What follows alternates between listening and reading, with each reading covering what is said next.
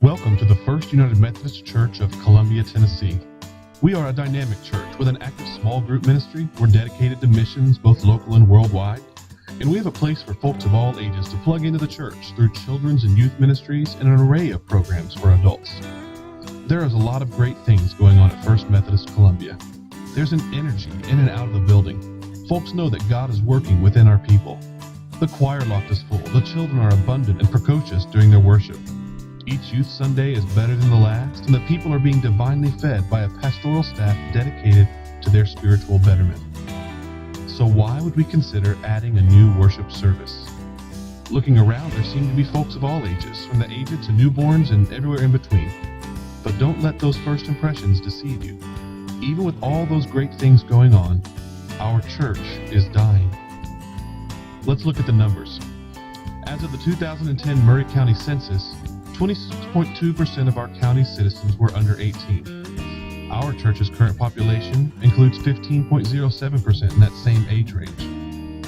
The county percentage of 18 through 24-year-olds is 8.7%. Our church's percentage is 11.51. 25 to 44-year-olds constitute 29.8% in the county and 20.55% in our church. 23.2% make up 45 to 64-year-olds in the county, while our church has 28.22% in this age group. Folks over 65 make up 12% in the county, while our church doubles that with 24.66%. It's important also to note that over 34% of our current membership have joined in the last 5 years according to these numbers. On the surface, our numbers seem okay.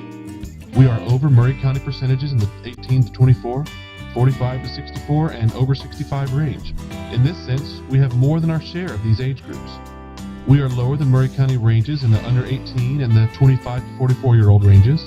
Since the 25 to 44-year-old range is the most suitable for childbearing, these numbers are obviously related. However, over the next 10 years, and here's where we get into the morbid part that no one really wants to talk about, we can expect to lose nearly 1/4 of our church population to death. Sure, many of our members will live well into their 100s, but we must plan long-term according to the average life expectancy in Tennessee, which is 76.3. We can also expect to lose many of our children and youth to college attrition. This means that with the 171 projected deaths and 103 students between the age of 10 and 18, we will lose 38% of our active church population in the next 10 years. Given the trends of new members over the last 5 years, we will replace them with 136 new members that will still be around. That is, not also passed away or moved away to college. So according to these current trends, we are losing twice as many people as we bring in. If we were to follow current trends of death and attrition versus new members, we're looking at currently having 687 members.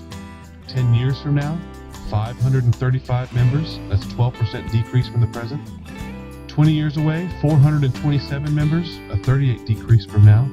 And 30 years out, 342 active members, roughly 50% smaller than we are right now.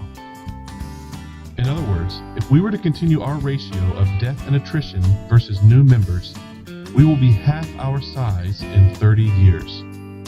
We must also consider that as the church decreases in size, so does the draw of finding new members and retaining those that we have. So if we lose 12% of our population in 10 years, our rate of decrease will rise significantly. We'll likely reach that 50% smaller mark within 20 years, not 30. Folks don't want to stay in or join a dying church. We must also consider how a church of 342 people can maintain our current budget levels, our ministries, our fiduciary responsibilities toward our property. This church is too big for a small congregation. Let's put it this way. At our current trends, our church is not viable as it stands after 20 years. Would you invest in a fund that had that projected rate of return? I suspect, however, that the wool is over our members' eyes. To the casual observer, our church looks alive and prospering. We've purchased significant amounts of property over the last few years. Our budgets seem to be balanced. We seem to bring in enough money to cover our bills. However, I suspect a good portion of our monies come from those who will be gone in the next 15 years. The previously stated numbers say that we are not replacing established incomes with younger families. Again, as our church diminishes by 12% in the next 10 years, our rate of decrease in giving will likely also spike. Nobody wants to tithe to a church just to keep the lights on. How many people do we need to attract to maintain viability as a church? How many folks do we need in order just to stay the same, let alone grow?